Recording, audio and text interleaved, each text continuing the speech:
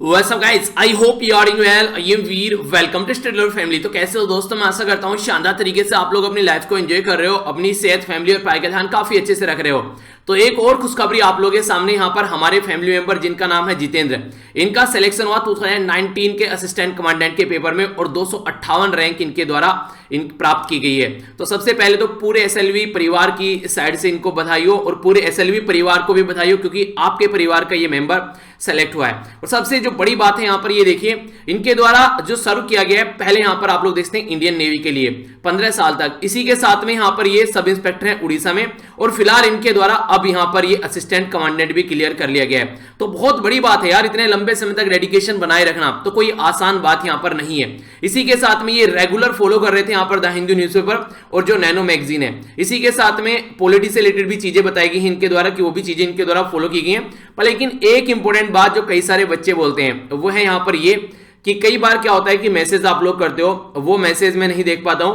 तो इनके द्वारा यहाँ पर जो स्टडी लवर वीर है एफबी का ग्रुप, वहां पर इनके द्वारा पहले मैसेज किया गया था और फिर इनके द्वारा मेल किया गया।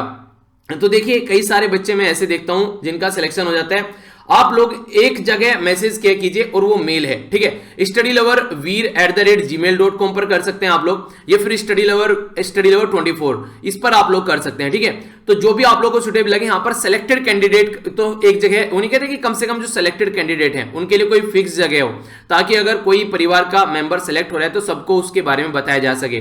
कई बार ऐसा होता है कि इधर उधर कई सारे कमेंट में मैसेज करते रहते हैं, तो उसके चलते भी कई सारे कमेंट जो होते हैं स्किप हो जाते हैं। तो कई सारी यूट्यूब क्या करती है, अगर कुछ भी ऐसा सिंबल अगर कमेंट में लिखा हुआ है या कोई और डिफरेंट चीजें, तो कई बार कमेंट छुपा देती है यूट्यूब। उसके अंदर एक ऐसी एल्गोरिथम है, उसको लगता है कि ये कोई अनवांटेड कमेंट है तो उसको रिव्यू के अंदर डाल देती है, ठीक है।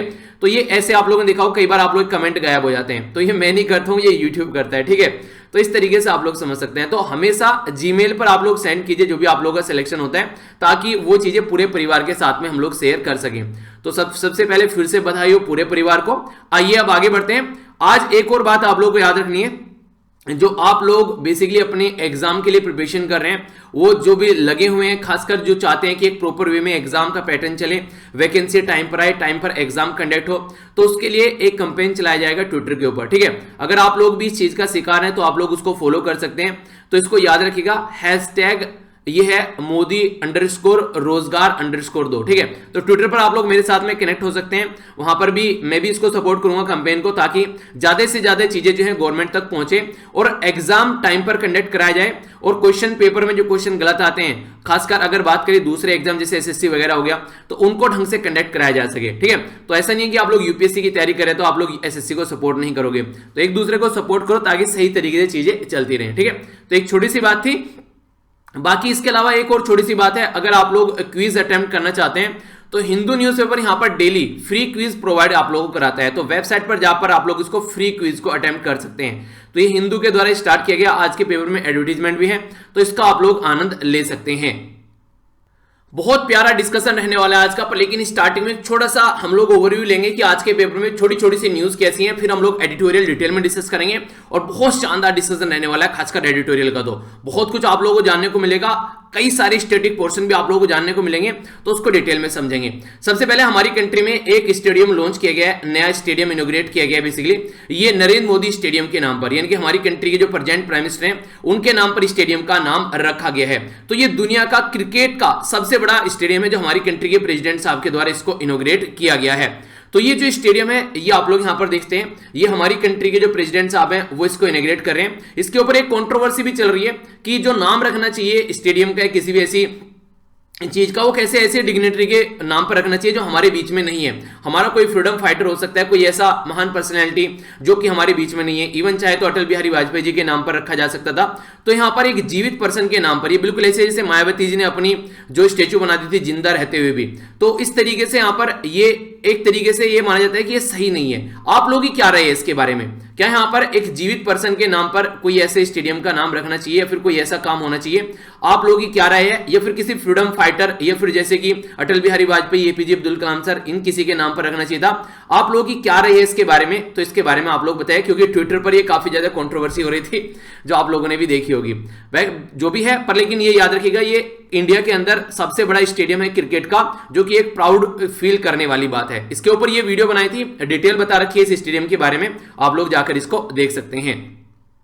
बाकी अगर बात की जाए तो हमारी कंट्री में बात की जा रही है जो सीनियर सिटीजन है हमारी कंट्री में, ठीक है, तो उनको भी यहां पर दवाई दी जाएगी और इसी के साथ में 45 प्लस जो यहां पर अगर आज के दिन में जो बीमारी है कोई भी इस तरीके से, तो उनके लिए यहां पर दवाई प्रोवाइड कराई जा रही है। हमारी कंट्री में जो डोज की फैसिलिटी है उसमें यह बोला जा रहा है कि इजराइल सबसे टॉप पर है, 100 में से 87 लोगों को ये दवाई दे रहे हैं। यूएई दूसरे नंबर पर है, ये लगभग 100 में से 56 लोगों को दवाई दे रहे हैं। यूके 27 लोगों को, हमारा जो नंबर है वो है 75वें नंबर पर, यानी कि हम लोग 100 अगर लोग हैं हमारी कंट्री में तो उसमें से हम लोग 0.86 लोगों को ही दवाई दे पा रहे हैं। तो हम लोग को डोज जो है वो बढ़ाने पड़ेगा। दूसरी बात ये भी है हमारी कंट्री में जो पॉपुलेशन है वो बहुत ज्यादा है, तो उसके हिसाब से हमारी रैंक यहां पर 75 है 100 में से जो हम लोगों को कोविड-19 की दवाई दे पा रहे हैं।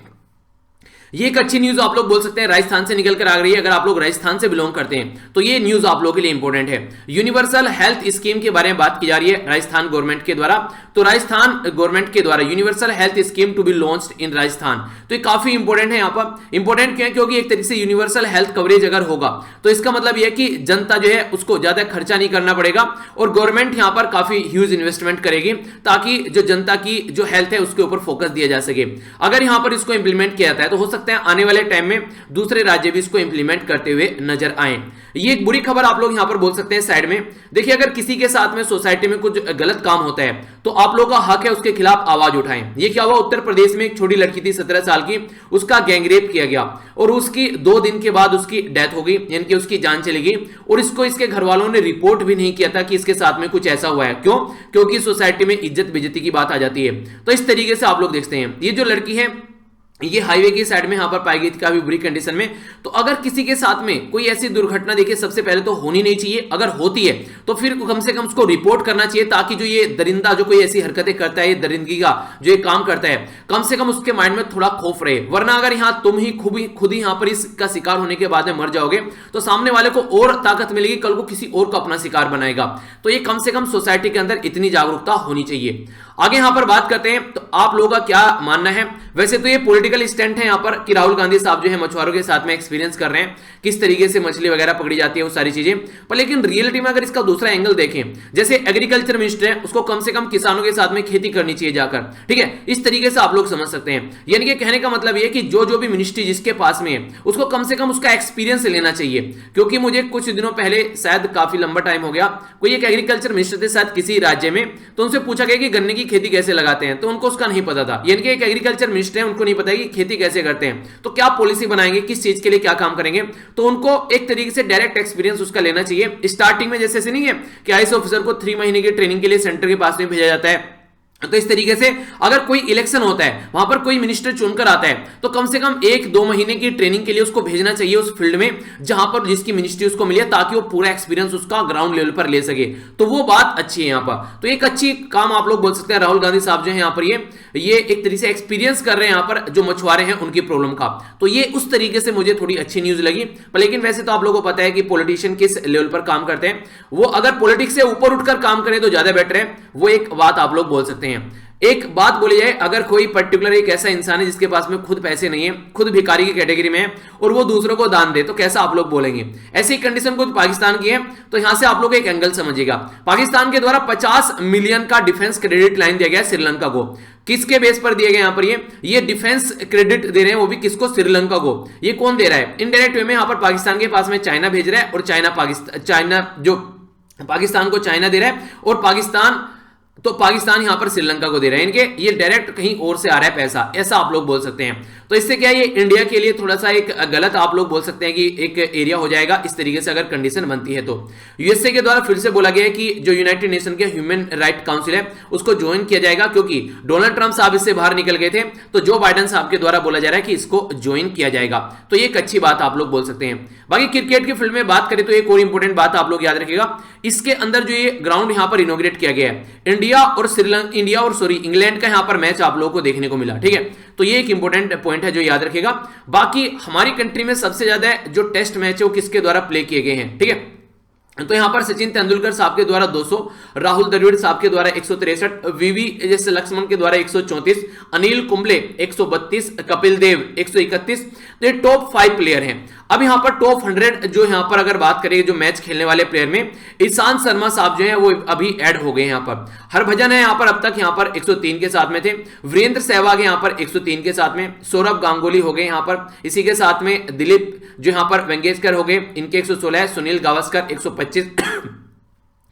तो 1 2 3 4 5 6 7 8 9 10 11, तो 11 प्लेयर टोटल ऐसे हो गए हमारी कंट्री में जो 100 मैच खेल चुके हैं टेस्ट के अंदर में। ठीक है, तो ये एक नया अभी ऐड हुआ है इसके अंदर जो यहां पर इनका नाम, तो इसको आप लोग याद रख सकते हैं। ठीक है, आइए अब आगे बढ़ते हैं। आइए अब यहां पर आज का आपका मैं बेस्ट क्वेश्चन है यहां पर, ये है यहां पर विलिंगडन जो जाकर निहारिएगा, ये एक आइलैंड है, कहां पर ये लोकेटेड है, फिर इसके बारे में हम लोग डिस्कस करेंगे। ठीक है, बाकी आप लोगों को पता ही है ये दोनों लेक्चर आप लोगों को देखने को मिलते हैं जो मॉर्निंग में उठ रहे हैं, उनके लिए तो सैल्यूट है, बिल्कुल शानदार तरीके से आप लोग अपने पैटर्न को फॉलो कर रहे हैं। लगे रहिए यार, हेल्थ के लिए भी पॉइंट ऑफ से अच्छा है आप लोगों के लिए। और दिन अगर 4 बजे से स्टार्ट कर देंगे तो सोचिए जो 8 बजे उठ रहे हैं, 7 बजे उठ रहे हैं, 9 बजे उठ रहे हैं, उनसे कितने पहले आप लोग दिन को स्टार्ट कर रहे हैं। तो एक नए फ्रेश माइंड के साथ में चीजों को स्टार्ट कीजिए तो काफी फायदा होगा। आर्टिकल के ऊपर नजर डाल लेते हैं जल्दी जल्दी। यूनियन टेरिटरी के बारे में बात की जा रही है यहां पर, ये पुडुचेरी के बारे में इंपॉर्टेंट आर्टिकल है, थोड़ा सा अच्छे से डिस्कस करेंगे ताकि आप लोग चीजों को अंडरस्टैंड कर पाए।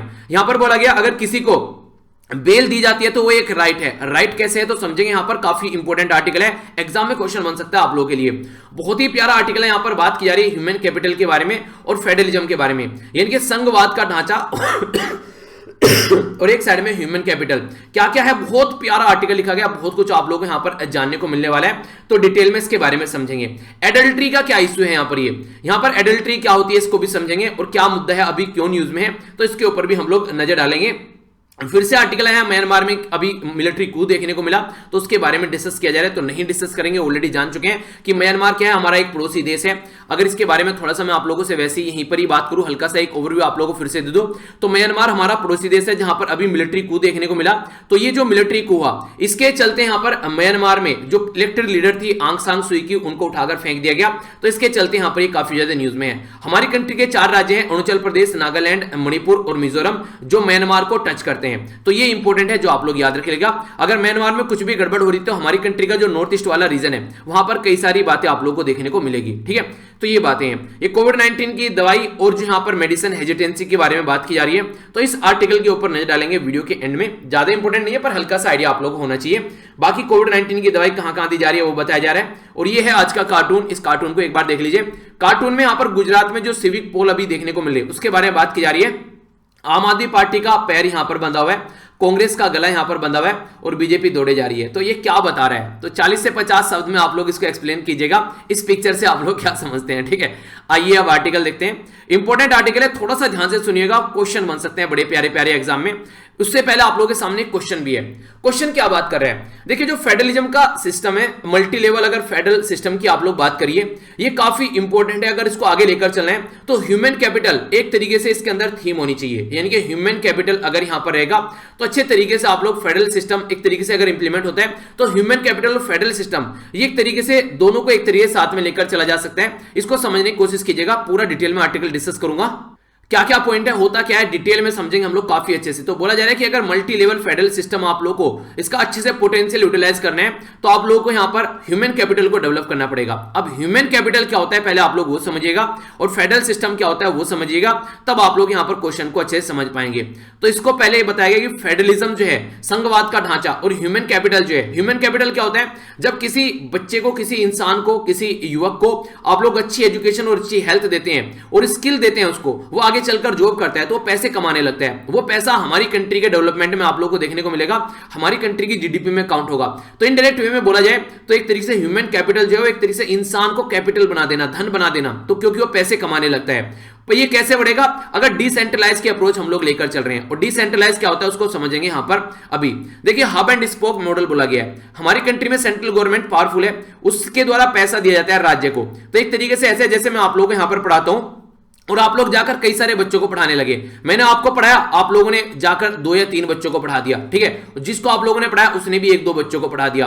तो इससे हम लोग क्या बोलते हैं, इसको बोलते हैं हब एंड स्पोक मेथड, यानी कि एक पर्टिकुलर पॉइंट पर जुड़े हुए हैं सब और फिर यहां पर पढ़ाते जा रहे हैं। तो सोचिए हमारा परिवार 8 लाख का परिवार हो चुका है। सोचिए अगर एक एक बंदा भी एक एक बच्चे को पढ़ाने लगे तो कितने लार्ज स्केल पर पूरी सोसाइटी में एक अच्छी एजुकेशन हम लोग प्रोवाइड करा सकते हैं। तो ऐसे ही फेडरल सिस्टम है, अगर सेंट्रल गवर्नमेंट स्टेट गवर्नमेंट को थोड़ी सी अपॉर्चुनिटी दे कुछ करने के लिए तो काफी अच्छे से काम किया जा सकता है। 3 तरीके से इसको डिवाइड किया जाता है, एक तो यूनिटरी सिस्टम, दूसरा फेडरल सिस्टम और एक यहां पर कॉन्फेडरेशन, ठीक है। तो जो नेशनल यूनिटरी के बारे में अगर बात करें तो यहां पर एक सेंट्रल गवर्नमेंट आप लोगों को देखने को मिलेगी और स्टेट गवर्नमेंट जो है उसके अंडर काम करती नजर आती है, ठीक है। तो ये यूनिटरी सिस्टम होता है, ठीक है। तो यहां पर कॉन्सेंट्रेटेड जो पावर होती है वो सेंट्रल गवर्नमेंट के हाथ में होती है। समझेंगे कौन सी कंट्री है इसका उदाहरण, इसका उदाहरण है ग्रेट ब्रिटेन हो गया, ब्रुनेई हो गया, सऊदी अरेबिया हो गया। तो ये यहां पर यूनिटरी सिस्टम का उदाहरण है। दूसरा फेडरल सिस्टम हो गया, जैसे कि यूएसए हो गया, मैक्सिको हो गया, इंडिया भी इसमें आता है। तो हमारी कंट्री में फेडरल सिस्टम है, यानी कि सेंटर है और 28 स्टेट है और 8 यूनियन टेरिटरी है। तो संघवाद के ढांचे पे हम लोग काम करते हैं। कॉन्फेडरेशन कैसे, जैसे यूरोपियन यूनियन का उदाहरण आप लोग ले सकते हैं, सबसे अच्छा उदाहरण। यूएसए भी था अगर पहले की बात करें, लेकिन आज के डेट में ये यहां पर इस पर्टिकुलर कैटेगरी में आ चुका है। तो यहां पर यूरोपियन यूनियन का उदाहरण आप लोग ले सकते हैं। यूरोपियन यूनियन में 27 मेंबर है आज के डेट में, ठीक है। लेकिन अलग अलग अपने हिसाब से काम कर रहे हैं, तो एक तरीके से अपने आप इंडिपेंडेंट भी है और मिलकर भी काम कर रहे हैं। इस तरीके से यहां पर काम आप लोगों को देखने को मिलेगा। नॉर्मली अगर बात की जाए जो फेडरल गवर्नमेंट है वो नॉर्मली 2 एरिया में डिवाइड होती है, एक तो सेंट्रल गवर्नमेंट होगी, एक स्टेट गवर्नमेंट होगी। और पॉलिटिकल पावर भी आप लोगों को डिवीजन देखने को मिलेगा सेंटर और स्टेट के बीच में। डिफरेंट टाइप ऑफ लॉ बना सकते हैं, सेंटर अलग लॉ बनाएगा और स्टेट अलग लॉ बनाएगा। और कॉन्स्टिट्यूशन में भी इनके लिए यहां पर अलग अलग से कोडिफाइड होती है और कहीं आप लोगों को नॉर्मल तो कहीं पर रिजिड, दोनों के बीच में पावर का डिफरेंस देखने को मिलेगा। तो ये आप लोग समझिएगा।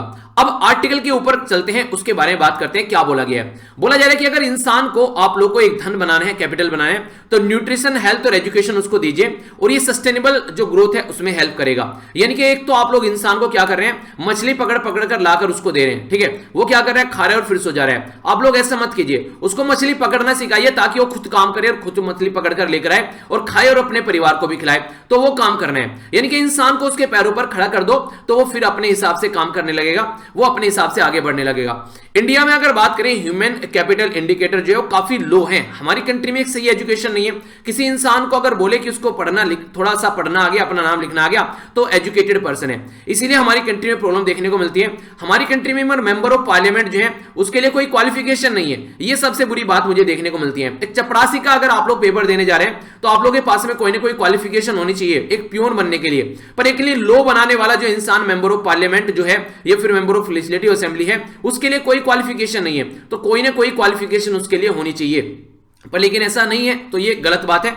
अगर बात करें वर्ल्ड बैंक के द्वारा यहां पर जो रिपोर्ट प्रस्तुत की गई जिसको बोलते हैं ह्यूमन कैपिटल इंडेक्स, हमारी कंट्री की रैंक यहां पर 116 है। समझ रहे हैं आप लोग कि हम लोग कहीं ना कहीं नीचे से टॉप कर रहे हैं। अगर मोटे मोटे तौर पर आप लोग देखें, इसको आप लोग थोड़ा समझ सकते हैं। अगर वर्ल्ड बैंक के द्वारा पूछा जाए कौन कौन सी और रिपोर्ट प्रस्तुत की जाती है तो इंपॉर्टेंट है। हालांकि मैंने टेलीग्राम पर भी अभी शेयर कर दिया था आप लोगों के लिए, तो स्क्रीनशॉट भी आप लोग ले सकते हैं। हमारी कंट्री की जो रैंक है यहां पर, अगर बात करें यहां पर, तो अभी मैंने आप लोगों को रैंक बताई कितनी है, तो ये है यहां पर 116, ठीक है। अगर बात करूं थोड़े पहले की, तो हमारी रैंक यहां पर 115 थी 157 कंट्री में, और उससे पहले हमारी रैंक अभी फिलहाल 116 आप लोगों को देखने को मिल रही है। तो ये जो रैंक है हमारी रैंक, हालांकि थोड़ी सही है, पर लेकिन यहां पर कंट्री 157 थी और यहां पर 174 हो गई है, ठीक है। तो ऐसा आप लोग बोल सकते हैं। हम लोगों के द्वारा कई सारे प्रोग्राम चलाए गए, उनके बारे में मैं जानूंगा, अभी यहां पर आप लोगों को बताऊंगा। पर लेकिन वर्ल्ड बैंक के द्वारा कौन कौन सी रिपोर्ट प्रस्तुत की जाती है, तो एक तो ह्यूमन, जो हम लोगों ने देखे यहां पर अभी ह्यूमन कैपिटल इंडेक्स प्रस्तुत किया जाता है। एक ग्लोबल इकोनॉमिक प्रोस्पेक्ट इसी के द्वारा प्रस्तुत किया जाता है। ईज ऑफ डूइंग बिजनेस कोई पूछे तो वो भी वर्ल्ड बैंक के द्वारा प्रस्तुत किया जाता है, और ह्यूमन डेवलपमेंट रिपोर्ट कोई पूछे तो वो भी वर्ल्ड बैंक के द्वारा ही प्रस्तुत किया जाता है। तो ये वर्ल्ड बैंक के द्वारा 4 रिपोर्ट मैंने आप लोगों को बता दी। अगर क्वेश्चन पूछे क्या क्वेश्चन पूछा जा चुका है पहले भी, तो याद रखना। इसी के साथ में यहां बात करेंगे हमारी कंट्री में ह्यूमन कैपिटल की जो हालत है वो खस्ता है। वर्ल्ड बैंक ने बता दी खस्ता है। नेशनल फैमिली हेल्थ सर्वे के द्वारा भी बताया गया, जो 5वें नंबर का प्रस्तुत किया गया 2019-20 में, कि हमारी कंट्री में जो मेल न्यूट्रिशन के शिकार काफी लार्ज स्केल पर आप लोगों को बच्चे भी देखने को मिलेंगे और लोग भी। नेशनल जो अचीवमेंट के बारे में बात की जा रही है सर्वे, इसके द्वारा, और एनुअल जो स्टेटस ऑफ एजुकेशन है, इसके द्वारा बताया कि पुअर लर्निंग है हमारी कंट्री में, यानी कि हमारी कंट्री में जो एजुकेशन का लेवल है वो अप टू द मार्क नहीं है। और रही सही कसर किसने पूरी कर दी, वो पेंडेमिक यानी कि कोविड-19 ने और सबकी कमर तोड़ डाली। तो इसको थोड़ा सुधार कर चलना पड़ेगा। अगर बात करें पेंडेमिक के इफेक्ट का, हेल्थ के बारे में या फिर सर्वाइवल रेट, बहुत सारों की जान जा जा रही है, स्कूल में एनरोलमेंट नहीं है, और स्टंटिंग भी आप लोग काफी लार्ज स्केल पर देखने को मिल रही है। यानी कि हर एक लेवल पर कोई पूछे कि पेंडेमिक का इंपैक्ट क्या है, इन्वायरमेंट पर इंपैक्ट आप लोग देख सकते हैं, हेल्थ पर इंपैक्ट देख सकते हैं, इकोनॉमी के ऊपर इंपैक्ट देख सकते हैं, इवन पॉलिटिकल इंपैक्ट देख सकते हैं। सारी चीजें ऑनलाइन हो रही हैं आज के डेट में। पहले कंट्री में जाकर विजिट किया करते थे, पॉलिटिकल डीलिंग किया करते थे, गले मिला करते थे जाकर, पर लेकिन अब वो चीजें अवेलेबल यहां पर नहीं है। 1 बिलियन के करीब जो चिल्ड्रन है ऑल ओवर वर्ल्ड में, वो आउट ऑफ द स्कूल है आज के डेट में। इससे आप लोग अंदाजा लगा सकते हैं कि किस लेवल पर एजुकेशन के ऊपर इंपैक्ट पड़ा है। हेल्थ सर्विस, खासकर जो बच्चे हैं, प्रेग्नेंट वुमेन, महिलाएं या फिर छोटे छोटे बच्चे जो बीमारी का शिकार थे, उनको दवाइयां नहीं मिल पाई प्रॉपर वे में कोविड-19 के चलते, क्योंकि बीमारी कोविड-19 थी, सब उसके ऊपर फोकस दे रहे थे। और इवन इनइक्वालिटी भी बढ़ गई सोसाइटी के अंदर। अमीर जो है वो और ज्यादा अमीर, और गरीब जो है वो और ज्यादा गरीब हो गया। आप लोगों को मैंने बताया था कि एक रिपोर्ट के बारे में, उस रिपोर्ट में यह बोला गया था कि अगर आज के दिन में एक अमीर का एक्सीडेंट होता है और एक गरीब का एक्सीडेंट होता है, तो एक अमीर बच जाता है, उसको इतनी फैसिलिटी मिल जाती है, अमीर कंट्री में लोग आसानी से बच जाते हैं, पर लेकिन गरीब कंट्री में मर जाते हैं लोग, और इसकी वजह से पता चला एक ही कमाने वाला था, वही एक्सीडेंट हो गया, तो इसकी वजह से हालत और ज्यादा खस्ता हो जाती है। तो ये प्रॉब्लम आप लोगों को देखने को मिलेगी।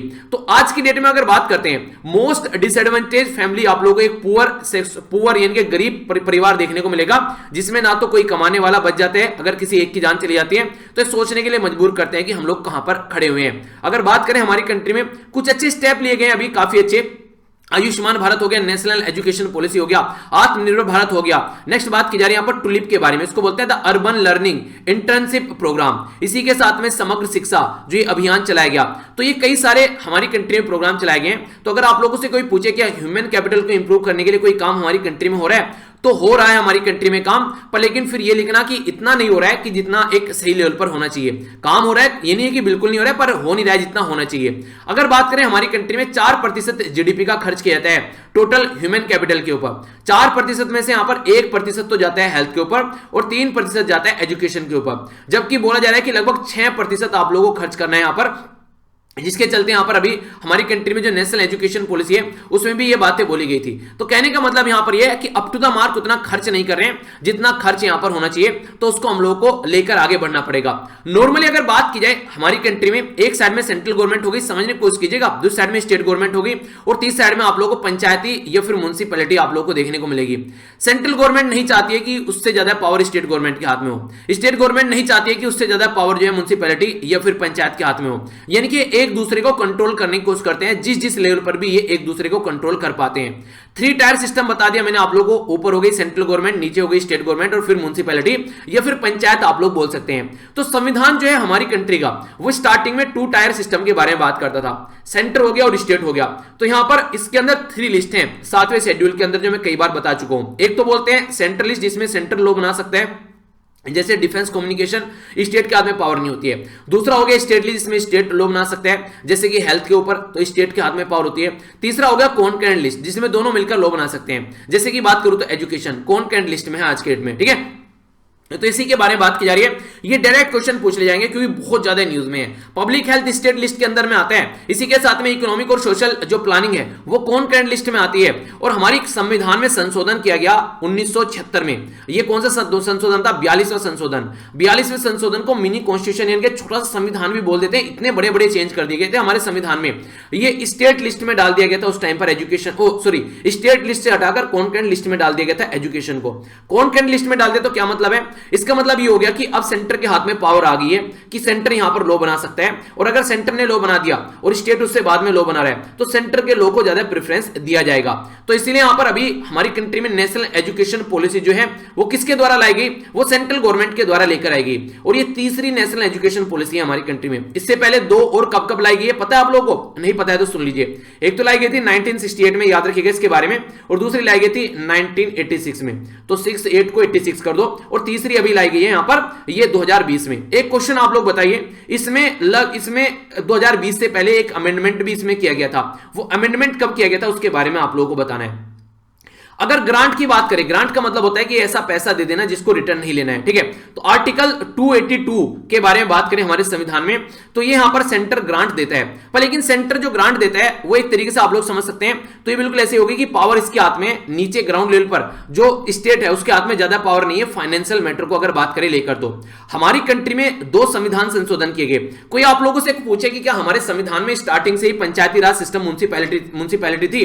तो साफ साफ बोल देना कि भाई साहब नहीं थी। बाद में इनको ऐड किया गया। तो 73rd और 74th कॉन्स्टिट्यूशन अमेंडमेंट किया गया, यानी कि 73 और 74 संविधान संशोधन करके हमारी कंट्री में इसको ऐड किया गया 1992 में। ठीक है, तो याद रखना यहां पर 11th और 12th दो शेड्यूल यहां पर इसके अंदर ऐड किए गए रेस्पेक्टिवली पंचायती राज सिस्टम के लिए और म्युनिसिपैलिटी के लिए, जिसके चलते यहां पर इनको भी बोला गया कि पावर देनी है। तो अगर बात करें एजुकेशन, हेल्थ, सैनिटेशन और सोशल वेलफेयर, पंचायत के बारे में बात करें तो पंचायती एरिया होता है जहां पर पंचायत के अंदर आता है, और public health, social economic development यहां पर म्युनिसिपैलिटी के अंदर भी आता है, यानी कि जहां पर सिटी है तो वहां पर म्युनिसिपैलिटी के अंदर में आएगा, जहां पर पंचायत है वहां पर पंचायत के अंदर में आएगा, गांव वाले एरिया में। ओके, अगर बात की जाए यहां पर तो जो स्टेट है वो क्या करते हैं, वो इंपावर है यहां पर कि वो क्या करे, वो अलग अलग लेवल पर अपनी पंचायत में फैसिलिटी प्रोवाइड करा सकते हैं, पर लेकिन जो कॉन्स्टिट्यूशन है वो उनके ऊपर कोई प्रतिबंध नहीं लगाता, यानी कि स्टेट जो है अपने अंदर जो पंचायत और म्युनिसिपैलिटी है उनको अपने हिसाब से पैसा देगा, उसको कोई बोल नहीं सकता तूने क्या किया है। तो इसलिए कई सारे राज्य में आप लोगों को पंचायत अच्छे से काम करती नजर आएंगे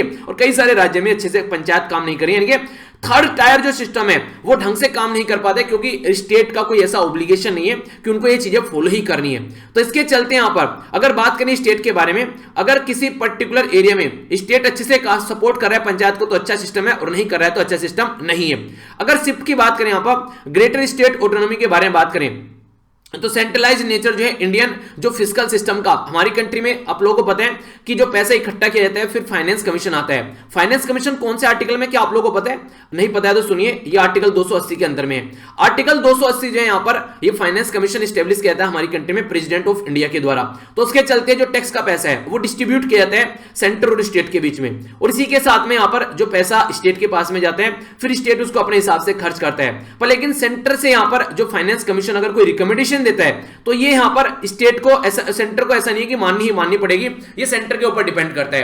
तो ये कई सारी बातें हैं जिसकी वजह से बोला जाता है कि सेंटर के पास में ज्यादा पावर है। सेंटर क्या करते हैं, सेंटर की स्पॉन्सर्ड स्कीम चलाते हैं। स्पॉन्सर्ड स्कीम मतलब कुछ पैसा सेंटर देगा और कुछ पैसा स्टेट देगा, मिलकर काम करेंगे। मान लीजिए 60% तो दे दिया यहां पर सेंटर ने, 40% दे दिया स्टेट ने, तो मिलकर काम करेंगे। पर लेकिन होता क्या है, ये कई बार वही स्कीम होती है जो सेंट्रल गवर्नमेंट फ्रेम करता है। तो ये तो वही बात होगी कि एक ही तरीके का जूता हो वो सबके पैर में फिट करने की कोशिश की जाती है, तो इसलिए कई बार फायदा नहीं पहुंचाती है। बाकी 23% शेयर यहां पर स्टेट को इन्हीं स्कीम से जाता है। तो इंपॉर्टेंट है 2021-22 में याद रखेगा 23% यहां से पैसा निकल कर आ रहा है। तो ऊपर लेकिन होता क्या है, वो होता है कि सेंटर के हिसाब से ज्यादा काम आप लोगों को देखने को मिलता है। अगर नेक्स्ट आप लोगों से बात की जाए, देखिए हमारे संविधान के हिसाब से अगर बात कीजिए तो ये आप लोगों को जो बोला गया ना, ये स्पॉन्सर्ड स्कीम, ये संविधान से बाहर रखा गया इनको। तो सेंटर के हाथ में पावर है, वो दे चाहे ना दे, कोई इसको बोलने वाला नहीं है। ठीक है, इसी के साथ में अगर आर्टिकल बात करें 282 के बारे में तो उसके अंदर मिसलेनियस फाइनेंशियल प्रोविजन लिखे हुए हैं। तो ये जो मिसलेनियस फाइनेंशियल प्रोविजन है यहाँ पर, ये तो इसके चलते जो यहाँ पर एक केस भी आता है सुप्रीम कोर्ट में, जिसको बोलते हैं supreme court in Bhima Singh versus Union of India का केस, जिसमें आर्टिकल 282 के बारे में बात की थी। आर्टिकल 282 यहाँ पर ये बोलते हैं कि स्पेशल टेम्परेरी या फिर अडहोक के जो ज्यादा परमानेंट टाइप में ना हो, ठीक है, तो उसके चलते यहाँ पर ये प्रोवाइड कराती है फैसिलिटी, किसी एक दूसरे सेंटर जो है वो स्टेट को यहाँ पर एक तरीके से टेम्परेरी बेसिस पर यहाँ पर प्रोवाइड कराता है। ठीक है, तो यहाँ पर भी पावर जो है वो सेंटर के हाथ में। पर लेकिन अगर बात करें आर्टिकल 270 और 275 जो है यहाँ पर ये distribution of the revenue between centre और स्टेट के बारे में बात करते हैं। तो यहाँ पर कहने का मतलब ये कुछ चीजें तो ऐसी हैं जो कि डिफाइन है, कुछ चीजें ऐसी हैं जो डिफाइन नहीं है। जैसे अभी बात करें कॉन्स्टिट्यूशन एक्सपर्ट है जिनका नाम है नानी पाल केवला, ठीक है, तो इनके बारे में बात करें तो इनके द्वारा बोला गया यहां पर बेसिकली कि ग्रांट इन एड जो दिया जाता है आर्टिकल 275। तो अगर आप लोगों से कोई पूछे कि जो ग्रांट इन एड जो दिया जाता है वो कौन से आर्टिकल के तहत दिया जाता है, ग्रांट इन एड एक तरीके से पैसा होता है जो रिटर्न नहीं लेना पड़ता है। ठीक है, ये लोन नहीं होता है, जिसको दे दिया जाता है उसी का होता है। ये फाइनेंस कमीशन के रिकमेंडेशन के बाद में यहां पर दिया जाता है। तो इसके चलते हमारी कंट्री में जो सेंट्रल स्पॉन्सर्ड जो स्कीम है यहां पर ये, ठीक है, तो उनका जो है कॉस्ट शेयरिंग होती है सेंटर और स्टेट के बीच में, तो कहीं ना कहीं वो भी सेंटर के हाथ में ज्यादा पावर होती है। ठीक है, क्योंकि यहां पर अगर बात करें तो ये जो यहां पर पैसा शेयर किया जाता है किस किस लिस्ट में होता है, स्टेट से रिलेटेड लिस्ट है या फिर कौन कैंडिडेट से रिलेटेड है। जैसे कि अगर हेल्थ के बारे में बात करें तो स्टेट लिस्ट हो गया, और एजुकेशन के बारे में बात करें तो कौन कैंडिडेट लिस्ट हो गया।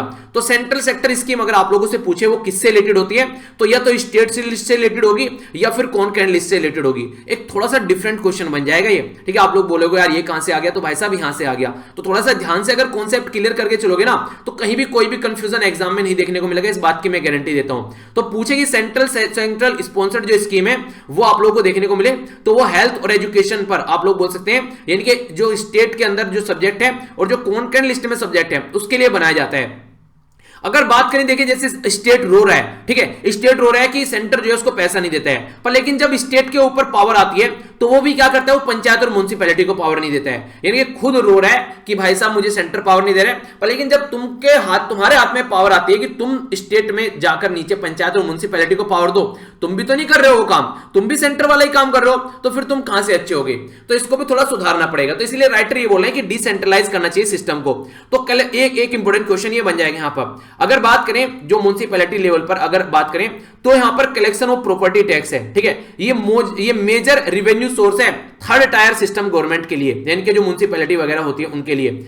हमारी कंट्री में जीडीपी का ओनली 0.2% है, यानी कि उनको पैसा मिलता ही नहीं है। बाकी अगर वर्ल्ड में बात करें तो लगभग 3% जीडीपी का पैसा आता है म्युनिसिपैलिटी के पास में, जो कि बहुत बड़ी बात है। 15 फाइनेंस कमीशन के चेयरमैन कौन है आप लोग बताइएगा। इनके द्वारा बोला गया अभी कि कोई ग्रांट ना देना 2024 के बाद में स्टेट को, अगर स्टेट जो है, स्टेट का जो फाइनेंस कमीशन है उसकी रिकमेंडेशन नहीं मानता है। स्टेट का फाइनेंस कमीशन क्या बोलते हैं कि भाई साहब नीचे ग्राउंड लेवल पर भी पैसा देते थोड़ा सा पंचायत और म्युनिसिपैलिटी को, पर लेकिन स्टेट देता ही नहीं है, वो अपने हिसाब से मनमानी करता है। तो यहां पर ये बोला है कि जो ग्रांट है देना बंद कर दो, अगर स्टेट ढंग से चीजों को इंप्लीमेंट नहीं करता है तो उसको एक तरीके से काम कराने की कोशिश की जा रही है, क्योंकि जब वो पैसा देगा तभी एजुकेशन अच्छी होगी ग्राउंड लेवल पर, क्योंकि मैंने भी बताया ना कि पंचायत और म्युनिसिपैलिटी है उनके हाथ में जो पावर रहती है, ठीक है। तो यहां पर देखा हम लोगों ने अभी यहां पर कि एजुकेशन, हेल्थ, ये सारी पंचायत और म्युनिसिपैलिटी के हाथ में भी पावर रहती है, तो उनको आप लोगों को पैसा देंगे तभी तो वो काम करेंगे। तो इसी तरीके से बोला गया अगर फेडरलिज्म को आप लोग ढंग से यूटिलाइज करना चाहते हैं तो ह्यूमन कैपिटल को आप लोगों को आगे लेकर चलना पड़ेगा, और वो कैसे होगा जब आप लोग उनको रिवेन्यू दोगे। तो एक बहुत प्यारा क्वेश्चन इसके ऊपर लिख सकते हैं, बहुत सारी नई चीजें आप लोगों को जानने को मिल गई, कैसा कैसा फेडरल सिस्टम होता है, ह्यूमन कैपिटल, वर्ल्ड बैंक के बारे में जानने को मिल गया, कौन सी स्कीम चलाई जा रही है, वर्ल्ड बैंक कौन कौन सी रिपोर्ट प्रस्तुत कर रहा है, कौन सी लिस्ट में क्या आ रहा है, तो बहुत कुछ आप लोगों को इस आर्टिकल में जानने को मिल गया। इसलिए मैंने बोला था बहुत प्यारा आर्टिकल है, बहुत सारी चीजें आप लोगों को जानने को मिलेगी, ठीक है। आइए अब चलते हैं नेक्स्ट आर्टिकल की ओर। नेक्स्ट आर्टिकल बात करें एडल्ट्री के बारे में। अगर एडल्ट्री को आप लोगों को नॉर्मल भाषा में समझना है तो आप लोग ये समझ सकते हैं कि मान लीजिए एक ये है लड़का और ये है लड़की, तो हस्बैंड और वाइफ है, तो लड़का क्या कर रहा है, किसी और के साथ में रिलेशन बना रहा है, ठीक है, तो ये हो गया एडल्ट्री इस साइड से, ठीक है, यानी कि यहां पर लड़का जो है वो गलत है, ठीक है। पर लेकिन यहां पर देखिए ये लड़का है और ये लड़की है, तो ये लड़की किसी गैर लड़के के साथ में रिलेशन बना रही है, ठीक है, तो ये हो गया यहां पर लड़की की साइड से गलत। पर लेकिन जो ये आर्टिकल है ये बात करे कि गवर्नमेंट जो इंप्लॉई है उनको कैसे इसको इंप्लीमेंट करना है, यानी कि एक साइड में तो वो गवर्नमेंट इंप्लॉई है कि गवर्नमेंट में, स्टेट गवर्नमेंट, सेंट्रल गवर्नमेंट में काम कर रहे हैं, और दूसरी साइड में वो यहां पर कोई एडल्ट्री वाला काम कर रहे हैं, यानी कि अपनी खुद की वाइफ या हस्बैंड होते हुए किसी और के साथ में रिलेशन बना रहे हैं। तो इस टाइम पर अगर आप लोग बात करेंगे तो इनका यह मानना है कि इस टाइम पर यहां पर अपनी ड्यूटी को पोल्यूट नहीं कर रहे हैं, यानी कि अगर कोई पर्टिकुलर जॉब है उनकी, जिस भी जॉब में वो है उसको तो फॉलो कर रहे हैं, पर लेकिन उनकी पर्सनल लाइफ को ढंग से फॉलो नहीं कर रहे हैं, तो क्या उनके ऊपर कोई केस चलना चाहिए? तो ये है पर्टिकुलर केस जो आर्टिकल लिखा गया है, ठीक है, तो इसके बारे में बात की जा रही है, तो समझेंगे इसको डिटेल में। तो यहां पर बोला गया कि सुप्रीम कोर्ट को स्पष्ट करना चाहिए यहां पर कि इसकी क्रिटिकल डेफिनेशन क्या होनी है, क्या एडल्ट्री जो है वो एक मिसकंडक्ट है, तो ये है इंपॉर्टेंट। और ये इंपॉर्टेंट क्यों है? क्योंकि आप लोगों को पता होगा मैंने एक आर्टिकल डिस्कस किया था डिफेंस के बारे में, डिफेंस में क्या बोला था उसके बारे में समझेंगे। देखिए सुप्रीम कोर्ट में एक केस था जिसको बोलते हैं Joseph Shine versus Union of India 2018 का केस, याद रखना बहुत इंपॉर्टेंट केस है और फिर से न्यूज में क्वेश्चन बन सकता है। इसमें ये बोला गया था कि सेक्शन जो 497 है वो मेन और वुमेन को अनइक्वल ट्रीट करता है। अगर वुमेन जो है वो यहां पर, अगर वुमेन जो है अगर यहां पर कोई एडल्ट्री कर रही है तो उसको प्रोसिक्यूट नहीं करता था, यानी कि उसके ऊपर केस नहीं चलता था। तो यहां पर अभी सुप्रीम कोर्ट में जब यहां पर ये केस पहुंचा तो सुप्रीम कोर्ट के द्वारा ये बोला गया कि यार अगर कोई किसी के साथ में रिलेशन बना रहे हैं तो ये उसकी पर्सनल लाइफ है, ठीक है, तो वो किसी के साथ में रिलेशन बनाएगा, आप लोग कब तक उसको रोक पाओगे? तो आप लोग क्या कर सकते हैं, अगर एक हस्बैंड किसी दूसरी औरत के साथ में जाकर रिलेशन बना रहे हैं या फिर एक वाइफ किसी दूसरे जो इंसान है उसके साथ में रिलेशन बना रही है, तो यहां पर ये इनकी पर्सनल लाइफ हो गई, प्राइवेट लाइफ हो गई। तो प्राइवेसी फंडामेंटल राइट बनाया हमारी कंट्री में केस पुर्तास्वामी केस के बाद में, तो सुप्रीम कोर्ट के द्वारा ये बोला गया इनकी प्राइवेट लाइफ है, इसमें आप लोग इंटरफेयर नहीं कर सकते। अगर आप लोगों को लग रहा है कि ये इंसान सही नहीं है तो एक आसान सा तरीका है कि आप लोग डाइवोर्स ले सकते हैं। अगर इस इंसान को इस औरत के साथ में होते हुए किसी और औरत के साथ में रिलेशन बनाने हैं तो ये इंसान, ये औरत जो है इसको लग रहा है ये सही नहीं है तो डाइवोर्स फाइल कर सकती है। तो डाइवोर्स फाइल करके वो अपना जिंदगी को एंजॉय करे और ये अपनी जिंदगी को अपने हिसाब से चलाए। तो ये एक तरीका है, लेकिन उसको प्रतिबंध करना कि तुम ये नहीं कर सकते, तो ये एक तरीके से प्राइवेसी जो होगी इंसान की, जो आर्टिकल 21 के तहत जब आप लोग जाएंगे प्राइवेसी फंडामेंटल राइट बन जाती है, तो उसके हिसाब से आप लोग इनको नहीं रोक सकते।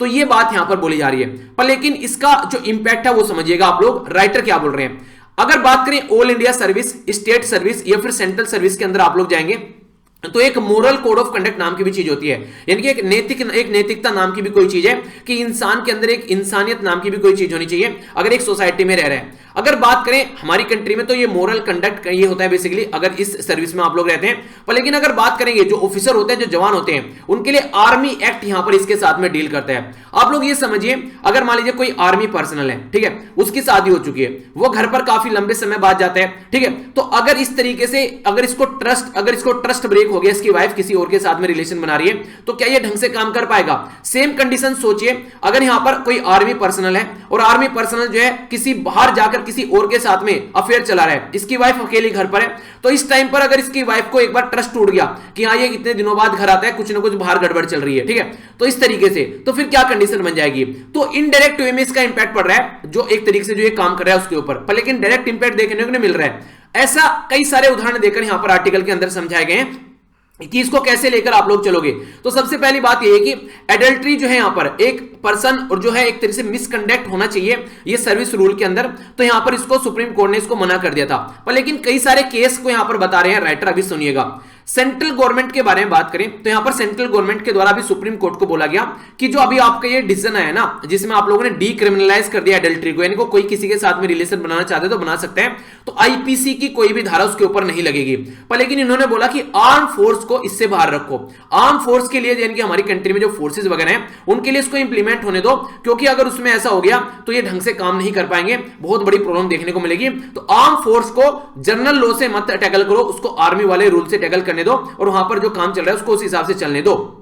तो ये जो मैटर था, अब भाई साहब एक बार तो इन्होंने एडल्ट्री को डीक्रिमिनलाइज कर दिया, अब ये नया मैटर आ गया कि हाँ इसको भी सोचना पड़ेगा। अब ये कॉन्स्टिट्यूशनल बेंच के पास भेज दिया गया। कॉन्स्टिट्यूशनल बेंच यहां पर जिसको आप लोग संवैधानिक बेंच बोलते हैं, ठीक है, तो संवैधानिक बेंच के पास में यहां पर इसको भेज दिया गया ताकि मैटर को और अच्छे से समझा जा सके और तब इसका रिजल्ट निकल कर आए। ये छोटी सी इंफॉर्मेशन है, हालांकि ये पीआईबी वाली वीडियो में मैं आप लोग कई बार बता चुका हूं जो मॉर्निंग में वीडियो आती है, पर फिर भी एक बार रिवीजन करा देता हूं। कॉन्स्टिट्यूशन बेंच के बारे में क्वेश्चन आप लोगों से बन सकता है। हमारी कंट्री में जो कॉन्स्टिट्यूशन बेंच बनाने की पावर जो होती है वो किसके हाथ में होती है, ये क्वेश्चन आप लोगों से पूछा जा सकता है, ठीक है, तो इसके बारे में आप लोग याद रखिए। कॉन्स्टिट्यूशन बेंच इसको बोला गया, तो क्या कॉन्स्टिट्यूशन का मतलब क्या होगा कि संविधान से रिलेटेड अगर कोई मैटर होगा तो उसको डिस्कस किया जाएगा। तो अगर बात करें हमारी कंट्री में कॉन्स्टिट्यूशन बेंच जो है यहाँ पर ये सुप्रीम कोर्ट ऑफ इंडिया के अंदर यहाँ पर एटलीस्ट 5 जज इसके अंदर होने चाहिए जो कि डिस्कस करेंगे चीजों को। इसमें संवैधानिक कोई मैटर होना चाहिए या फिर प्रेसिडेंट ऑफ इंडिया को लगे यार इस मैटर पे कुछ ना कुछ इस तरीके से काम किया जाना चाहिए, तो आर्टिकल 143 के तहत प्रेसिडेंट ऑफ इंडिया जो है वो ओपिनियन मांगता है सुप्रीम कोर्ट से कि ये कैसे होना चाहिए, और वो पब्लिक इंपोर्टेंस के लिए होना चाहिए, यानी कि जनता के फायदे के लिए होना चाहिए, या तो कोई संवैधानिक मैटर हो या जनता के फायदे के लिए मैटर हो जो प्रेसिडेंट रिकमेंड करे आर्टिकल 143 के तहत, तो उसमें ये काम आप लोग को देखने को मिलेगा। अगर पूछे कि किसके हाथ में पावर होती है तो चीफ जस्टिस ऑफ इंडिया के हाथ में पावर होती है कि कॉन्स्टिट्यूशन बेंच यानी कि संवैधानिक एक बेंच बनाना। आर्टिकल 145 क्या बोलते हैं कि एटलीस्ट 5 जज यहां पर होने चाहिए अगर यहां पर कोई ऐसा मैटर है जो कि कॉन्स्टिट्यूशन यानी कि संविधान के इंटरप्रिटेशन के बारे में बात करता है, ठीक है, तो ये क्वेश्चन भी आप लोगों से डायरेक्ट एग्जाम में बन सकता है। अब समझ लेते हैं क्या क्या बातें की जा रही है। अब यहां पर ये बोला है कि 1985 में यहां पर कोलकाता हाई कोर्ट के द्वारा एक केस पहुंचा कोलकाता हाई कोर्ट में, ठीक है, जिनका नाम था यहां पर एक पर्टिकुलर पर्सन था जिनका नाम था यहां पर रविंद्रनाथ घोष, ठीक है, तो रविंद्रनाथ घोष जो थे ये क्या थे, ये एक हेड कांस्टेबल थे। ये हेड कांस्टेबल थे तो अपनी जिंदगी को एंजॉय कर रहे थे, यानी कि इनकी शादी हो चुकी थी पर लेकिन किसी दूसरी महिला के साथ भी इनके जो रिलेशन थे, ठीक है, तो हालांकि अपनी जो जॉब कर रहे हैं कांस्टेबल की वो ये जॉब कंटिन्यूअस कर रहे थे पर लेकिन फिर भी किसी और के साथ में रिलेशन है, तो क्या इनके ऊपर मिसकंडक्ट का आप लोग केस चला सकते हैं? तो यहां पर कोलकाता हाई कोर्ट के द्वारा बोला गया था नहीं, मिसकंडक्ट का केस नहीं चला सकते हैं, क्योंकि मिसकंडक्ट का मतलब है कि अपने जो काम कर रहा है उसमें कुछ गलत काम कर रहा है, तो ड्यूटी तो अच्छे से फॉलो कर रहे हैं, पर्सनल लाइफ में क्या कर रहे हैं उसके ऊपर हम लोग नहीं घुसेंगे, ठीक है। इसी के साथ में बात करें तो state of UP versus B N Singh 1989 का केस है इलाहाबाद हाई कोर्ट का।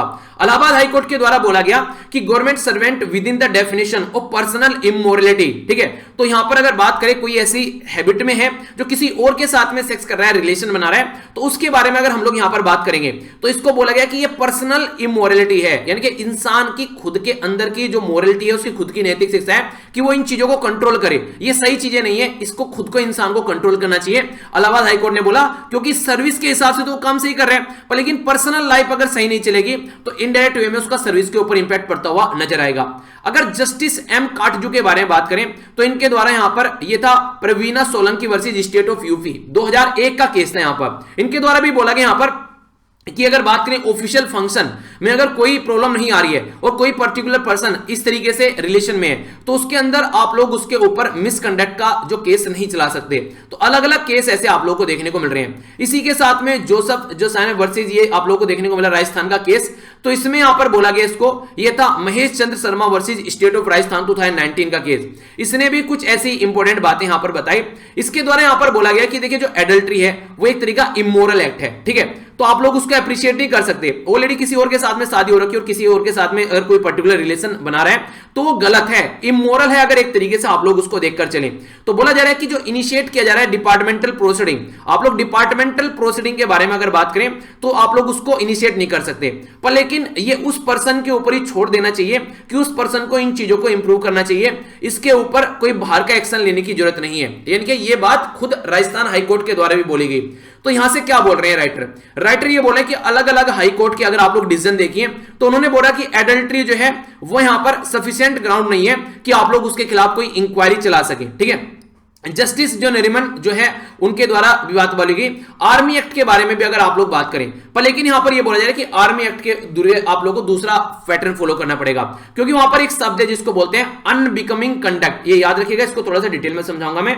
अनबिकमिंग कंडक्ट जो है और मिसकंडक्ट जो है और इमोरल जो है, इनमें डिफरेंस क्रिएट करने की बात की जा रही है राइटर के द्वारा कि जो शब्द है ना यहां पर अनबिकमिंग कंडक्ट, इसका मतलब क्या है? अनबिकमिंग कंडक्ट का मतलब क्या है, या फिर कंडक्ट अनबिकमिंग का मतलब क्या है? इसका मतलब यह कि मिलिट्री के अंदर अगर आप लोग जाएंगे तो वो अपनी ड्यूटी तो फॉलो कर रहा है, पर लेकिन अगर कोई सेकेंडरी जैसे कि कहीं चोरी कर रहा है, कहीं दारू पीकर लड़ाई कर रहा है, किसी बार में जाकर किसी के साथ में फाइट कर रहा है, या फिर कोई ऐसा भी काम कर रहा है जैसे कि एडल्ट्री वगैरह हो गया, तो ये सेकेंडरी ये ऑफेंस हो गया। यानी कि नॉर्मल तो एक है कि अपनी आर्मी के साथ में कोई गड़बड़ कर रहा है वहां पर, उसके लिए तो उसको सजा मिलेगी, पर लेकिन अगर कोई सेकेंडरी ऑफेंस कर रहा है तो उसके लिए अलग से आर्मी के अंदर आप लोग यहां पर रूल देखने को मिलेंगे, तो उसके लिए भी उनको सजा मिलती है।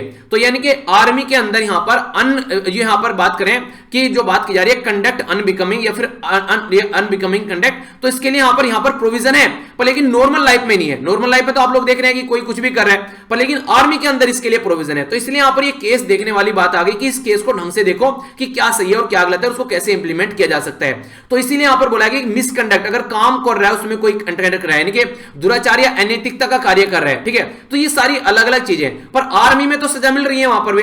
तो ये बोला जा रहा है, इसीलिए यहां पर बोला सेंट्रल गवर्नमेंट के द्वारा कि यार इसको देखो एक बार आर्मी पर कैसे इंप्लीमेंट करना है इसको, ठीक है।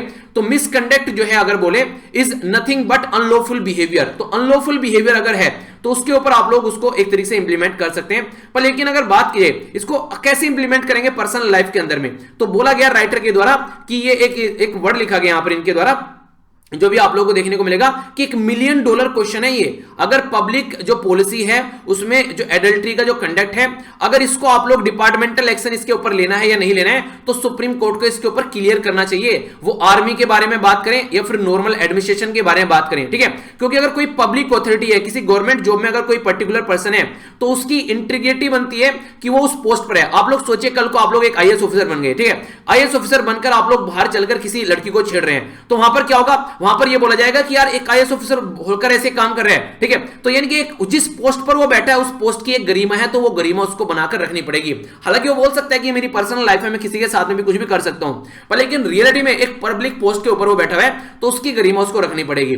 तो ये बातें हैं। तो अभी ये मैटर सुप्रीम कोर्ट में चल रहा है और कॉन्स्टिट्यूशन बेंच के पास में मैटर पहुंचा हुआ है, तो वहां से क्या डिसीजन निकल कर आता है जो भी होगा वो फिर मैं आप लोगों को बता दूंगा, ठीक है। तो ये था ये आर्टिकल, आगे बढ़ते हैं।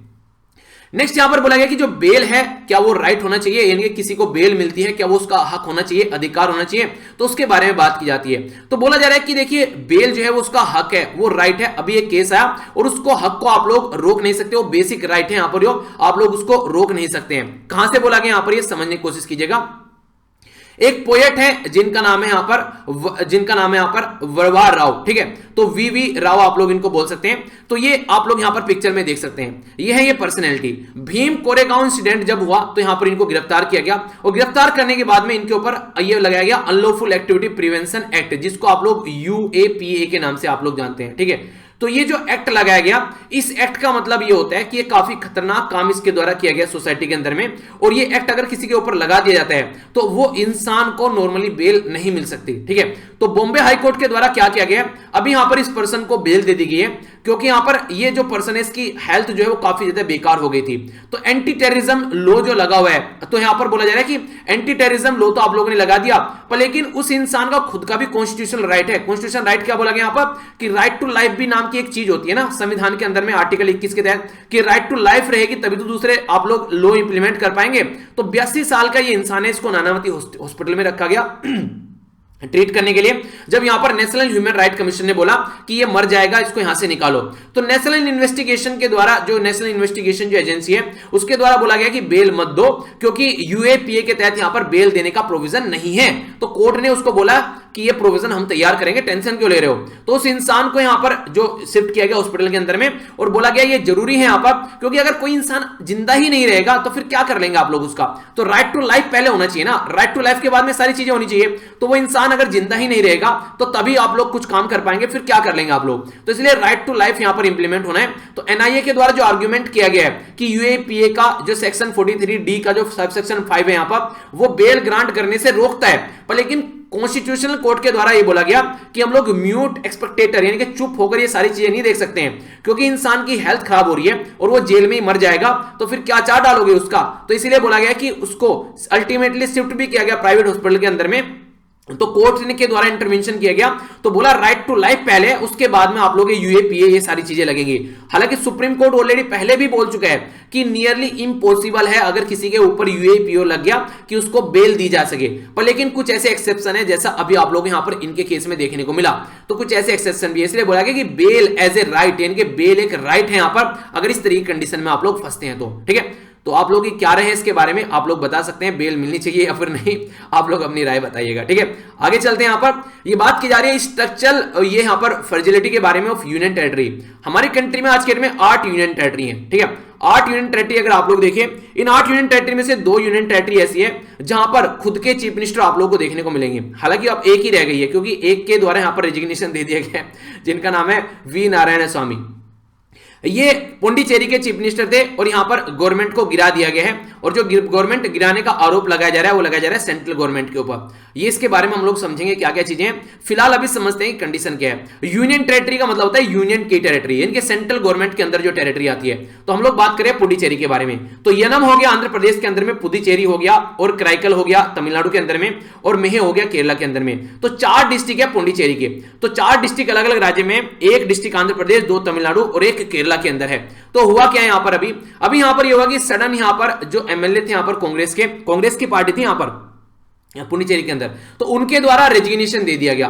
तो होता क्या है, अगर देखिए अगर एमएलए इनके जो विधायक साहब है वो रेजिग्नेशन दे देते हैं, तो यहां पर मान लीजिए कोई 2 पार्टी है, समझने की कोशिश कीजिएगा। अगर मान लीजिए कोई पर्टिकुलर असेंबली है ए नाम की, ठीक है, असेंबली है, उसमें टोटल मिलाकर 30 सीटें हैं। ठीक है, 30 सीटें हैं। अब यहां पर जिसने गवर्नमेंट बना रखी है उसके पास में 16 सीट। ठीक है, बाकी की जो दूसरे वाली पॉलिटिकल पार्टी है उसके पास में 14 सीट। ठीक है, अब यहां पर आप लोग सोचिए, इसमें से अगर 2 मेंबर के द्वारा, जो 2 नहीं 3 मेंबर के द्वारा अगर रेजिग्नेशन दे दिया गया, तो यहां पर कितनी सीट बच जाएंगी, 13 सीट बच जाएंगी। इसका मतलब यह है कि अब असेंबली के अंदर जो है 27 मेजोरिटी रह गई है, 2 के द्वारा रेजिग्नेशन दे दिया गया है। तो 27 सीट में से किसके पास में मेजोरिटी आ जाएगी, ये अपोजिशन पार्टी के पास में मेजोरिटी आ जाएगी, क्योंकि उसकी 14 सीट है, इनकी 16 थी, इनकी 13 हो गई है। अब ये गवर्नमेंट यहां पर बना सकती है, क्योंकि इनके द्वारा रेजिग्नेशन दे दिया गया। अब कभी इलेक्शन वगैरह होंगे तो जीतकर वो आएंगे, उन 3 के द्वारा जिनके द्वारा रेजिग्नेशन दिया गया, तो वो 3 जो यहां पर जीत कर आएंगे।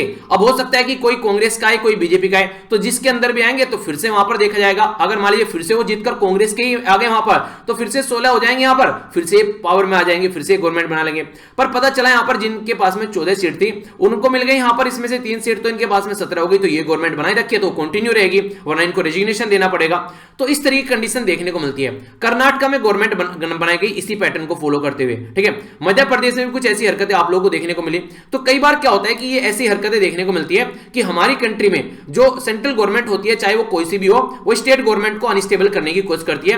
तो यही यहां पर अभी जो पुडुचेरी के चीफ मिनिस्टर आरोप लगा रहे हैं कि जो सेंट्रल गवर्नमेंट है उसके द्वारा यहां पर यह काम किया गया है। हालांकि जो यहां पर मेंबर ऑफ पार्लियामेंट अगर बात करें, यहां पर बात की जाए मेंबर ऑफ लेजिस्लेटिव असेंबली के बारे में, तो यहां पर आर्टिकल 190 यहां पर यह बोलता है कि अगर आप लोगों को रेजिग्नेशन देना है, तो देखिए इलेक्शन कंडक्ट कराए गए हैं तो आप लोगों की रेस्पॉन्सिबिलिटी थी जो जो काम हो यहां पर, तो रेजिग्नेशन अगर दे रहा है तो ये वॉलेंट्री होना चाहिए और जेन्युइन होना चाहिए, किसी को इस तरीके से नहीं होना चाहिए। और चीफ मिनिस्टर यहां पर डिसाइड कर सकते हैं, विरोध कर सकते हैं रेजिग्नेशन एक्सेप्ट न करने का, ऐसा भी फंडा है यहां पर लेकिन फिर भी ये चीजें कहने के लिए कागज में है पर लेकिन इंप्लीमेंट जब होती है तो आप लोग समझ ही रहे हैं, तो मेजोरिटी खत्म हो जाती है, सामने वाले को गवर्नमेंट छोड़नी पड़ती है, फिर दूसरा आकर पावर में आ जाता है।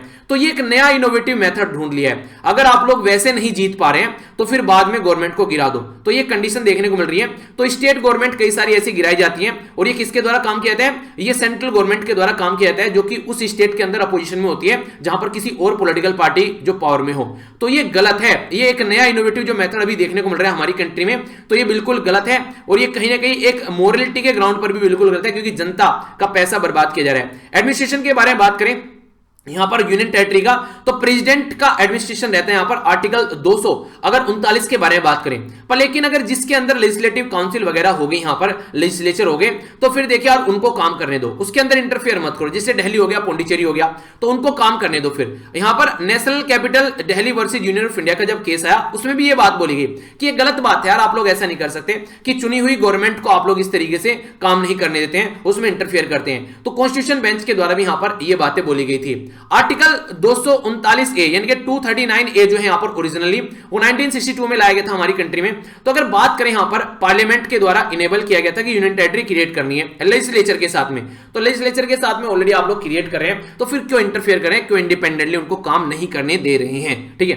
तो ये कुछ बातें हैं जिनके बारे में आप लोग आइडिया रख सकते हैं। आर्टिकल बहुत सारे हो गए, इनको चूज करके एक पेपर पे लिख लीजिएगा और पढ़िएगा इनके बारे में क्योंकि न्यूज में है, क्वेश्चन बन सकता है और स्टेट पीसीएस के अंदर तो बड़ी फ्रीक्वेंटली आप लोगों से क्वेश्चन पूछे जाते हैं। ठीक है, आगे चलते हैं। यहां पर बोला जा रहा है रिलक्टेंसी, यानी कि अगर आप लोगों को लगने लगे कि ये इंसान जो है ये अगर तुझे दवाई देगा तो ये दवाई गलत हो सकती है। ठीक है, तो इस तरीके से अगर लगने लगे कि उनको पॉलिसी हेजिटेंसी होने लगे कि ये पॉलिसी जो बनाई जा रही है जनता के फायदे में नहीं है, तो फिर देखिए जनता जो है उसको यूज करना बंद कर देगी। आप लोगों को लगने लगे कि यार ये कोरोना वायरस की जो दवाई है ये लेते ही बीमार कर देगी और बुखार चढ़ा देगी, कई सारे लोग ऐसे बोल रहे हैं फीवर चढ़ा रही है, जिसने ये दवाई लिया कि आप लोगों को लग रहा है कि ये फीवर आता है इसको लेने के बाद में, आप लोग अपना एक्सपीरियंस शेयर कर सकते हैं, तो ऐसा देखने को मिलता है। तो अगर माइंड में लोगों को एक बार चीज बैठ गई तो फिर ये गलत होगा। तो ये बात की जा रही है कि हेजिटेंसी नहीं रखनी है, इस तरीके से आप लोगों को वैक्सीन लेकर चलनी है ताकि कोई भी डाउट न रहे। साइंटिफिक जो एक तरीके से डिसइंटरेस्ट नहीं होना चाहिए उसके अंदर। जैसे अभी एक दवाई है जिसका नाम है कोरोनिल, हमारी कंट्री के हेल्थ मिनिस्टर हर्षवर्धन साहब के द्वारा इस दवाई को सपोर्ट किया गया, रामदेव साहब के द्वारा ये दवाई बनाई गई। इस दवाई को कई बार सपोर्ट किया गया सेंट्रल गवर्नमेंट के द्वारा, हालांकि ये दवाई जो है पहले बोला गया WHO के द्वारा भी अप्रूवल दे दिया गया, पर लेकिन WHO ने यहां पर क्लियर किया कि भाई साहब हम लोगों ने इसको रिव्यू नहीं किया है, बाबा रामदेव झूठ बोल रहे हैं। ठीक है, इसी के साथ में बार बार इस दवाई के बारे में ला जाती है, एक तरीके से ये दवाई लाने की कोशिश की जा रही है बाबा रामदेव की कंपनी को फायदा पहुंचाने के लिए, ऐसा राइटर बोल रहे हैं, जबकि इसके पीछे प्रॉपर वे में जो एक स्टडी होनी चाहिए, जो ट्रायल होनी चाहिए वो भी नहीं है। और सेंट्रल गवर्नमेंट के जो मिनिस्टर वो सपोर्ट कर रहे हैं, तो मिनिस्टर और जो पब्लिक फिगर है उनको कम से कम इस तरीके से दूर होना चाहिए। एक ऐसी दवाई को सपोर्ट करना जिसकी इफिकेसी पर डाउट है कि दवाई ढंग से काम करेगी या नहीं करेगी, उसको ढंग से एक प्रोसीजर के थ्रू नहीं लाया गया है, तो कम से कम मिनिस्टर जो है या फिर कोई पब्लिक फिगर है उनको इससे डिस्टेंस बनाकर रखनी चाहिए, ये बात बोली गई है। तो रामदेव साहब की जो दवाई है उसको प्रमोट किया जा रहा है, तो उसको प्रमोट करने से रोकने की बात यहां पर बोल रहे हैं। तो आप लोगों की क्या राय है, दवाई आनी चाहिए नहीं आनी चाहिए, तो आप लोग अपनी राय बता सकते हैं। तो ये था बेसिकली आर्टिकल। तो कई सारी इंटरेस्टिंग चीजें हम लोगों ने जानी यहां पर आज के डिस्कशन में, आई होप कि आप लोगों को कुछ नया सीखने को मिला होगा। अब क्वेश्चन देख लेते हैं। बात की जा रही है यहां पर कैनरी आइलैंड के बारे में, बोला जा रहा है कि ब्रिटिश आर्किपेलिगो, आर्किपेलिगो होता है एक ग्रुप का समूह, ठीक है, और कहां पर ये नॉर्थ वेस्ट अफ्रीका के अंदर आप लोगों को देखने को मिलेगा। बोला जा रहा है कि यहां पर आप लोगों को ब्लैक एंड व्हाइट सैंड के बीच देखने को मिलेंगे, ब्लैक एंड व्हाइट इस तरीके का रेत का बीच आप लोगों को देखने को मिलेगा। कौन सी स्टेटमेंट करेक्ट है? ए में बोला गया 1, बी बोला गया 2, सी बोला गया बोथ, डी बोला गया नाइदर 1 नो 2। सही आंसर क्या है देख लेते हैं। सही आंसर है बी, यानी कि सेकंड स्टेटमेंट सही है, फर्स्ट गलत है, क्योंकि कैनरी आइलैंड जो ब्रिटिश का नहीं है, ये स्पेन का आइलैंड है। ब्लैक एंड व्हाइट सैंड आप लोगों को देखने को मिलेगी। इसी के साथ में अगर बात करें यहां पर एक्टिव वोल्केनो भी आप लोगों को देखने को मिलेंगे, टाइड के नाम से आप लोग यहां पर इसको बोल सकते हैं। बेसिकली ये नेशनल पार्क भी है यहां पर इसके नाम से, तो हल्का सा आइडिया रखिएगा, एग्जैक्ट लोकेशन यहां पर है, ठीक है। तो ये क्या बताया मैंने आप लोगों को, ये किसका है, स्पेन का है यहां पर। ये अगर आप लोग देखना चाहते हैं तो स्पेन है यहां पर ये, और मैंने किसका बोला था, ब्रिटिश का बोला था, तो ब्रिटिश का नहीं है यहां पर ये, ठीक है, तो इसका नहीं है, स्पेन का है। ओके, तो ये था टोटल आज का डिस्कशन। मैं आशा करता हूं कि आप लोगों ने इसको एंजॉय किया होगा। तो इसी तरीके से लगे रहिए, और जो हैशटैग आप लोगों को बोला है वो ट्विटर पर आप लोग कनेक्ट हो सकते हैं मेरे साथ में, वीर तालियान के नाम से। बाकी टेलीग्राम से जाकर पीडीएफ डाउनलोड कर लेना, और कई सारी चीजें मिल जाती हैं। और लेक्चर अगर आप लोगों को लगता है ये फायदा पहुंचा रहा है तो ये आप लोगों की रेस्पॉन्सिबिलिटी है। यहां तक लेक्चर देखने के लिए जो लाइक करते हैं या शेयर करते हैं उनके लिए thanks lot from the core of my heart कि आप लोग इस लेक्चर को दूसरों तक पहुंचाते हैं, और ये बहुत बड़ी बात है। देखिए कई सारे ऐसे बच्चे हैं जो लेक्चर जो है वो दूसरों के साथ में शेयर करते हैं। अगर आप लोग भी उसका पार्ट हैं तो ये एक तरीके से आप लोग सोच रहे हैं कि एक एजुकेशन को एक सही लेवल पर आप लोग पहुंचा रहे हैं, ठीक है। तो एक एजुकेशन को सपोर्ट करना जो लोगों तक पहुंचे, तो आप लोग अपना आसपास का इन्वायरमेंट भी अच्छा कर रहे हैं, तो इसका पार्ट बने रहिए। तो नेक्स्ट लेक्चर में मिलता हूं। बड़ों को नमस्ते, छोटों को प्यार, छोटी सी लाइफ एंजॉय करा। तब तक के लिए जय हिंद।